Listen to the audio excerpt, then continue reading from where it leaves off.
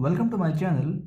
Last video में हमने alpha agonist की बात करी थी, जिसपे हमने अल्फ़ा 1 अगोनिस्ट को और अल्फ़ा 2 अगोनिस्ट को डिटेल में देखा था।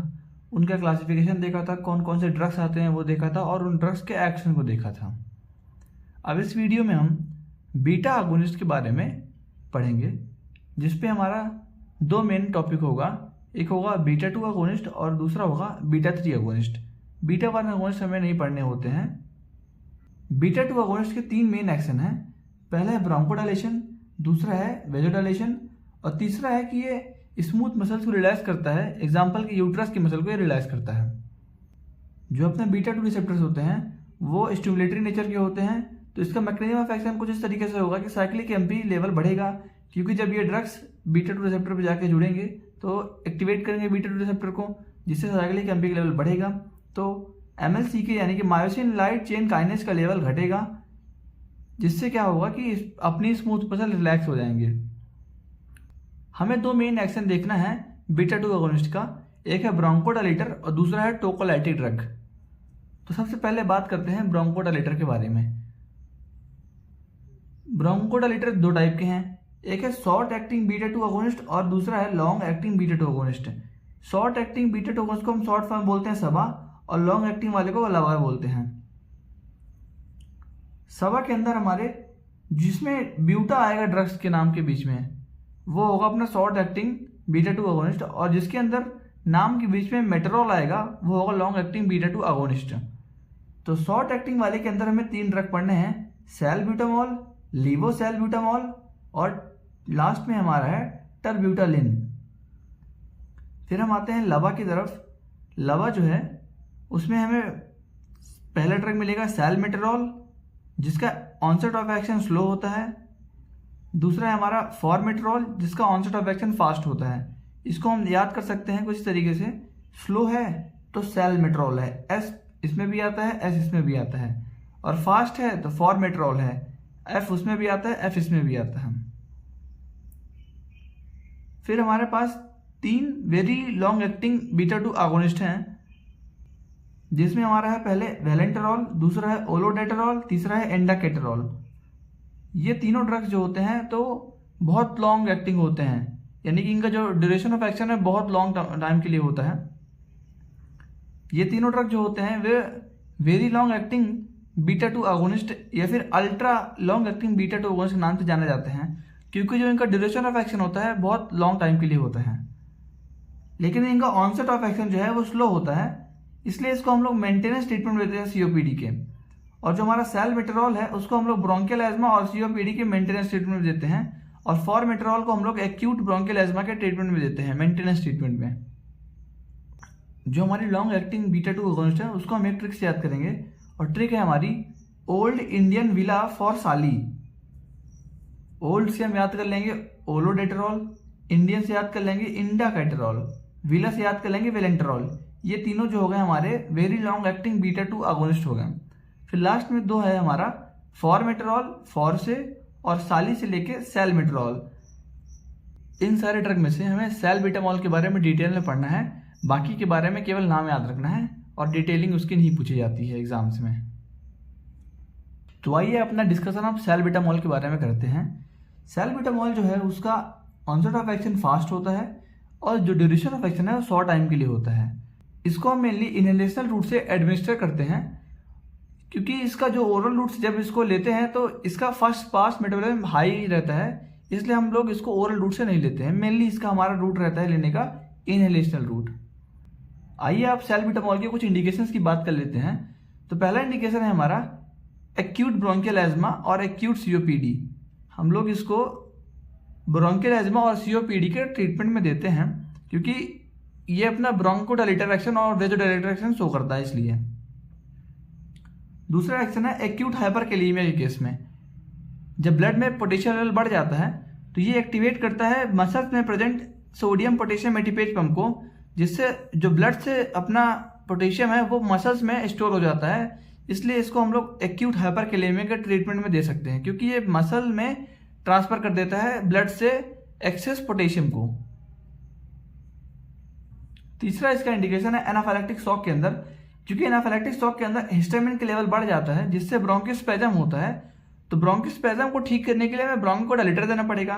तो सैलब्यूटामॉल जो है वो ब्रोंकोस्पैज्म को इनहिबिट करता है और एक्शन शो करता है ब्रोंकोडायलेटर वाला। तो हम लोग इसको एनाफिलैक्टिक शॉक के ट्रीटमेंट में दे सकते हैं। अब आइए कुछ साइड इफेक्ट्स के बारे में बात कर लेते हैं सैलब्यूटामॉल के। तो मोस्ट कॉमन साइड इफेक्ट है ट्रेमर, क्योंकि बीटा-2 अगोनिस्ट है ये, तो बीटा-2 रिसेप्टर एक्टिवेट होंगे जिससे साइक्लिक एमपी का लेवल बढ़ेगा और कैल्शियम का लेवल बढ़ेगा, जिससे हमारी जो स्केलेटल मसल स्पिंडल है वो स्टिमुलेट होंगी। जब वो स्टिमुलेट होंगी तो कॉन्ट्रैक्शन इंक्रीज होगा, कॉन्ट्रैक्शन इंक्रीज होगा तो ट्रेमर्स आएंगे। सेकंड मोस्ट कॉमन इंडिकेशन है टैकीकार्डिया, क्योंकि बीटा-2 स्टिमुलेट हुआ जिस वजह से साइक्लिक एमपी का लेवल बढ़ा, जिससे कैल्शियम बढ़ा, जिससे क्या होगा, कॉन्ट्रैक्शन इंक्रीज होगा, कॉन्ट्रैक्शन इंक्रीज होगा तो टैकीकार्डिया होगा। तीसरा साइड इफेक्ट है कि जो अपना सैलब्यूटामॉल है उसका टॉलरेंस बहुत जल्दी डेवलप हो जाता है, क्योंकि बीटा-2 रिसेप्टर जो होते हैं वो डाउन रेगुलेट हो जाते हैं बहुत जल्दी ही। इसलिए इसको हम लोग मेंटेनेंस ट्रीटमेंट में देते हैं, केवल एक्यूट ट्रीटमेंट के लिए देते हैं, क्योंकि जो अपने बीटा-2 रिसेप्टर होते हैं वो जल्दी डाउन रेगुलेट हो जाते हैं, इससे अगेंस्ट टॉलरेंस डेवलप कर लेते हैं। नेक्स्ट साइड इफेक्ट है हमारा हाइपोटेंशन, क्योंकि ये वेज़ोडाइलेटर एक्शन शो करता है जिस वजह से बीपी फॉल होता है। बीटा-2 रिसेप्टर जो हमारे लीवर में प्रेजेंट होते हैं वो स्टिमुलेट होंगे तो हाइपरग्लाइसीमिक कंडीशन आती है, क्योंकि वो ग्लूकोनियोजेनेसिस और ग्लाइकोजेनेसिस शो करते हैं। और सैलब्यूटामॉल जो होता है उसका एक और साइड इफेक्ट है हाइपोक्सिया, इसलिए हम सैलब्यूटामॉल के साथ ऑक्सीजन थेरेपी भी देते हैं हाइपोक्सिया को प्रिवेंट करने के लिए। तो आइए अब दूसरे एक्शन की बात कर लेते हैं, टोकोलाइटिक एक्शन की।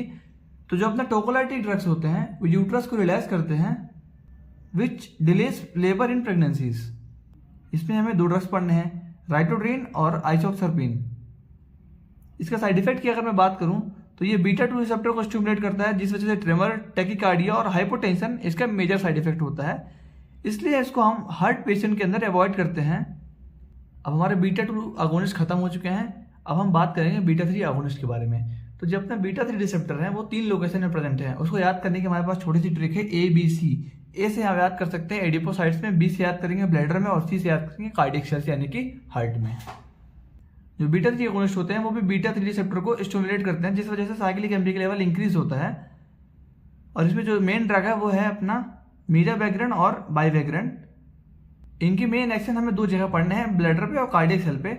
ब्लैडर पे जब हम लोग बीटा-3 रिसेप्टर को स्टिमुलेट करेंगे जिससे MLCK यानी कि मायोसिन लाइट चेन काइनेज का लेवल डिक्रीज होगा तो ब्लैडर अपना रिलैक्स होगा।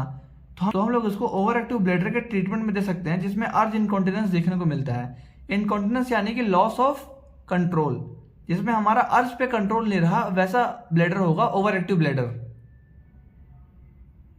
और सेकंड है हमारा कार्डियक सेल यानी हार्ट पे कैल्शियम लेवल इंक्रीज होगा जिस वजह से क्या होगा, कॉन्ट्रैक्शन इंक्रीज होगा। यानी कि जो हमारा बीटा-3 रिसेप्टर है हार्ट पे प्रेजेंट है जिसका नंबर बहुत कम होता है, फिर भी जब बीटा-3 अगोनिस्ट देंगे तो वो स्टिमुलेट होंगे और वहां पे कॉन्ट्रैक्शन इंक्रीज करवाएंगे। साइड इफेक्ट में बात करूं अगर तो इसका मेन साइड इफेक्ट होगा इंक्रीज हार्ट रेट और increase cardiac output. Cardiac output बढ़ने की वजह से क्या होगा, hypertension as a major side effect कहलाएगा इसका। Beta three agonist is contraindicated in known case of heart disease with hypertension. जिस पेशेंट को हाइपरटेंशन होगा साथ में हार्ट डिसीज होगी उस केस में हम लोग बीटा-3 अगोनिस्ट नहीं देंगे, क्योंकि ये हाइपरटेंशन साइड इफेक्ट कॉज करता है और ऊपर से हाइपरटेंशन वाला पेशेंट था ही पहले से, तो हम लोग इसमें नहीं देंगे इसको। अब लास्ट में कुछ इसकी फार्माकोकाइनेटिक प्रॉपर्टी की बात करूं अगर तो उसको हम लोग ओरल रूट्स के थ्रू एडमिनिस्टर करते हैं और इसका मेटाबॉलिज्म जो होता है लीवर में होता है और इसके कुछ ड्रग इंटरेक्शंस भी देखने को मिले हैं। आइए हम बात कर लेते हैं ब्लैडर इनकॉन्टिनेंस के बारे में। ब्लैडर इनकॉन्टिनेंस मतलब ऐसा केस जब ब्लैडर पे कंट्रोल नहीं रहना। इनकॉन्टिनेंस का वर्ड मतलब यही होता है कि लॉस ऑफ कंट्रोल, यानी कि ब्लैडर पे जब कंट्रोल नहीं रहा। अब 3 तरीके से हो सकता है कि ब्लैडर पे कंट्रोल ना हो। पहला है अटोनिक ब्लैडर, दूसरा है ओवर एक्टिव ब्लैडर और तीसरा है स्ट्रेस इनकॉन्टिनेंस। पहला हम स्टार्ट करते हैं अटोनिक ब्लैडर से, फिर हम ओवर एक्टिव ब्लैडर और स्ट्रेस इनकॉन्टिनेंस को आगे देखेंगे। पहला केस है हमारा अटोनिक ब्लैडर केस, जिसमें क्या होता है कि जो अपने ब्लैडर की कॉन्ट्रैक्शन कैपेसिटी लॉस हो जाती है जिस वजह से यूरिन का आउटपुट में दिक्कत आती है। इस केस में ब्लैडर में यूरिन फिल होता रहता है और यूरिन आउटपुट नहीं हो पाता क्योंकि ब्लैडर कॉन्ट्रैक्ट नहीं कर रहा। फिर एक टाइम ऐसा आएगा कि जब अब नेक्स्ट यूरिन फिल नहीं हो सकता, जिस वजह से क्या होगा, स्फिंक्टर सडनली ओपन होंगे और यूरिन का ओवरफ्लो हो जाएगा। इसलिए इसको बोलते हैं ओवरफ्लो इनकॉन्टिनेंस। इसके ट्रीटमेंट के लिए हमें ऐसे ड्रग देने पड़ेंगे जो कि कॉन्ट्रैक्शन इंक्रीज करा सकें। तो कॉन्ट्रैक्शन इंक्रीज कराने के लिए हमारे पास कोलिनर्जिक ड्रग्स हम दे सकते हैं। पहला है हमारा बेथानिकॉल, जो कि ड्रग ऑफ चॉइस होगा हमारा अटोनिक ब्लीडर केस में, क्योंकि बेथानिकॉल जो होता है एक टाइप का कोलिनर्जिक ड्रग है जो कि एसिटाइलकोलिन सिक्रेट करेगा, जिस वजह से क्या होगा कि वो एक्ट करेगा M3 रिसेप्टर्स पे और वो कॉन्ट्रैक्शन करेगा। तो जब यूरिन फिल होगा तो कॉन्ट्रैक्शन होगा तो यूरिन आउटपुट होगा। दूसरा ड्रग है हमारा नियोस्टिग्मिन जो होता है वो एसिटाइलकोलिन एस्टरेज एंजाइम को ब्लॉक कर देता है, जिस वजह से एसिटाइलकोलिन का लेवल इंक्रीज होगा। जब एसिटाइलकोलिन का लेवल इंक्रीज होगा तो वो M3 रिसेप्टर से बाइंड करेगा और कॉन्ट्रैक्शन करेगा।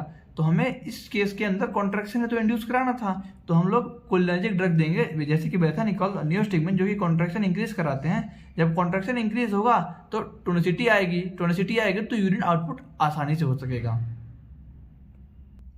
नेक्स्ट केस है हमारा ओवर एक्टिव ब्लैडर ऐसा टाइप का ब्लैडर है जिसके अंदर कॉन्ट्रैक्शन ज़्यादा होता है। कॉन्ट्रैक्शन ज़्यादा होगा यानी कि बार बार यूरिन करने की इच्छा आएगी। इसमें अगर थोड़ा सा भी यूरिन फिल हुआ ब्लैडर के अंदर, जबकि ब्लैडर की कैपेसिटी ज़्यादा है, फिर भी अगर थोड़ा यूरिन फिल हुआ तब भी कॉन्ट्रैक्शन होगा जिस वजह से बार बार यूरिन करने की डिज़ायर आएगी। तो इस केस के अंदर हमें कॉन्ट्रैक्शन को कम करना होता है, इसलिए हम इस केस के अंदर एंटी कोलिनर्जिक ड्रग दे सकते हैं। इस केस के अंदर हम लोग बीटा-3 अगोनिस्ट दे सकते हैं। तो हमारा सबसे पहला ट्रीटमेंट ऑफ चॉइस या ड्रग ऑफ चॉइस क्या रहेगा, हमारा बीटा-3 अगोनिस्ट, जिसमें हमारा मीराबैग्रन और बाइवैग्रन जो हमारे मेन ड्रग हैं।